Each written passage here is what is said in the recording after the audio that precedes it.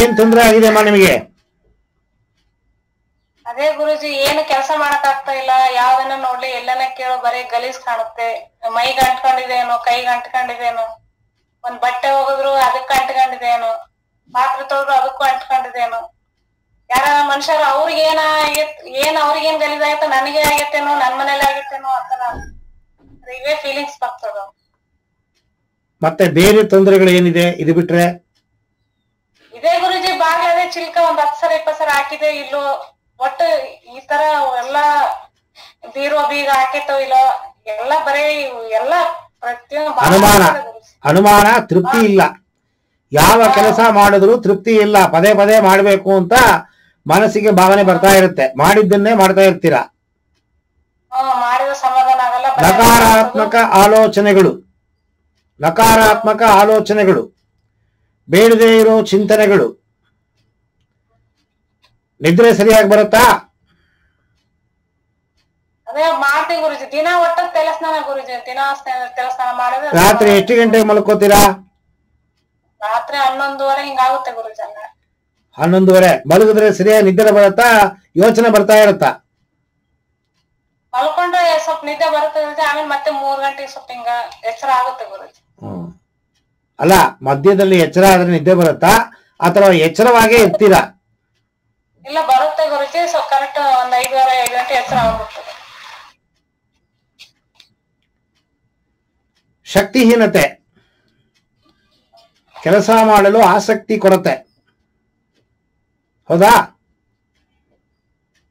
ಮಾಡ್ಬೇಕು ಅನ್ಸುತ್ತೆ ಗೊತ್ತೆ, ಶಕ್ತಿ ಅಂತಲ್ಲ, ಒಟ್ಟೆ ಇದೆ ಹಿಂಗ್ ಕಾಣಿಸೋದಕ್ಕೆ ಎಲ್ಲ ಮಾಡ್ಬೇಕು. ಈಗ ನಿಮಗೆ ಬಂದಿರೋ ತೊಂದರೆ ಮಾನಸಿಕ ಒತ್ತಡದಲ್ಲಿ OCD ಅಂತ ಹೇಳ್ತಾರೆ. ಇದನ್ನ medical term obsessive compulsive disorder. ಮಾನಸಿಕ ಒತ್ತಡ ಒಬ್ಬೊಬ್ಬರಿಗೆ ಒಂದೊಂದ್ ತರ ಬರುತ್ತೆ. ಒಬ್ಬರಿಗೆ ಬಂದಿದ್ದೇ ಇನ್ನೊಬ್ಬರಿಗೆ ಬರಬೇಕು ಅಂತಿಲ್ಲ.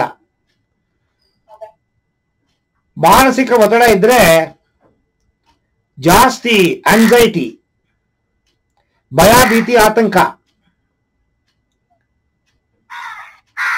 ಯಾವ ಕೆಲಸ ಮಾಡಲು ಆಸಕ್ತಿಯ ಕೊರತೆ,